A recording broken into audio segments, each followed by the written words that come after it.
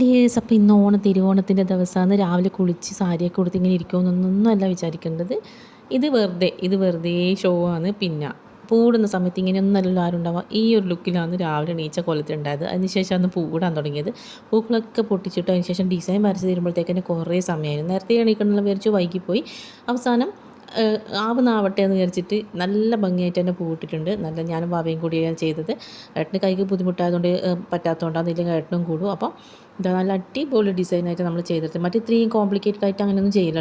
Just വട്ടം വരക്കും, പിന്നെ അതിന് ചുറ്റൊരു പൂവുണ്ടാവും, പിന്നെ ഒരു വട്ടം വരക്കും. അപ്പോൾ ഇത് കുറച്ച് നല്ല ഭംഗിയായിട്ട് വരച്ചിട്ട് നമ്മൾ ഇതുവരെ ഇട്ടതിൽ വെച്ച് ഏറ്റവും നല്ല പൂക്കളം എനിക്ക് തോന്നുന്നത്. നല്ല കളറും ഉണ്ട്, എല്ലാ കളേഴ്സും വാങ്ങിച്ചിട്ടുണ്ടായിരുന്നു. അപ്പോൾ പൂക്കളത്തിൻ്റെ പരിപാടി കഴിഞ്ഞ ശേഷം പിന്നെ ഉച്ചയ്ക്ക് ഫുഡ് ഉണ്ടാക്കേണ്ടതിലേക്ക് കടക്കിയത് ഞാൻ. അപ്പോൾ ബ്രേക്ക്ഫാസ്റ്റ് കഴിച്ചു, ഇനിയിപ്പം വേണം ഫുഡ് ഉണ്ടാക്കാൻ. അതിനുശേഷം നമുക്ക് ബാക്കിയുള്ള പരിപാടി. അപ്പോൾ ഫുഡൊക്കെ ഉണ്ടാക്കി കുളിച്ചു, പുതിയ ഡ്രസ്സ് ഇട്ടു. ഇതാണ് ഇട്ട കുർത്തിയാന്ന് വാങ്ങിച്ചെന്ന് പറഞ്ഞിട്ടുണ്ടായില്ല, ആ കുർത്തിയാണ്. അതിനുശേഷം ഫുഡ് കഴിക്കാൻ പോയി. അപ്പോൾ നല്ല ബിരിയാണി ഉണ്ടാക്കി. നമ്മളിവിടെ ഇതേ നടക്കും, കാരണം സദ്യയൊക്കെ ഉണ്ടാക്കിയിട്ട് ഒരു പ്രാവശ്യം ഞാൻ പെട്ടതാണ്. ആരൊന്നും കഴിക്കൂല, എല്ലാവരും കഴിക്കുന്നൊക്കെ വിചാരിച്ച് ഓരോ സ്പൂൺ എടുക്കും, ബാക്കി നമ്മൾ 3 പേര് എത്രയും കഴിച്ച് തീർക്കാം. അപ്പോൾ അതുകൊണ്ട് തന്നെ ബിരിയാണി ഉണ്ടാക്കും. നമ്മളെ വടക്കോട്ട് ഇങ്ങോട്ട് ചിക്കനും ഇതൊന്നും വലിയ പുതിയതൊന്നുമല്ല, ഇതന്നെ പതിവുണ്ടായി.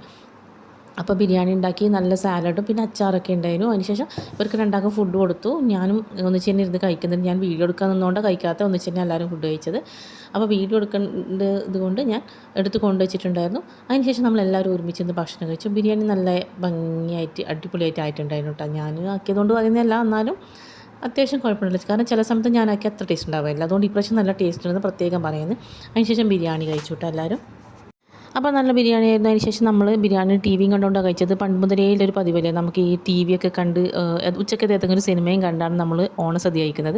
അതിനുശേഷം ഏട്ടൻ ഓണപരിപാടി നടക്കുന്ന സ്ഥലത്തേക്ക് പോയി. ഞാൻ പ്രശ്നം പോയതേ ഇല്ല. അവിടെ പോയി വെറുതെ വെയിൽ കൊണ്ട് വൈകുന്നേരം ആകുമ്പോഴത്തേക്ക് എനിക്ക് തലവേദന വരും.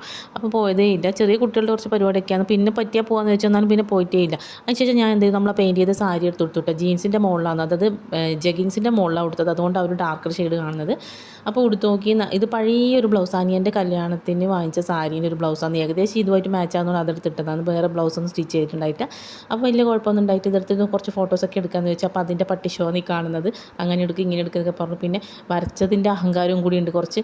അപ്പോൾ അതിങ്ങനെ കാണിച്ചുകൊണ്ടിരിക്കുകയാണ്. അതിന് ശേഷം ചൂടെടുത്തപ്പം സാരി മാറ്റി പഴയ ഡ്രസ്സ് തന്നെ എടുത്തിട്ടു. അതിന് ശേഷം ഞാനും വാവയും കൂടി ഡിസൈനും കൊണ്ട് കുറച്ച് നേരം പുറത്തൊക്കെ ഇങ്ങനെ വെറുതെ കറങ്ങി.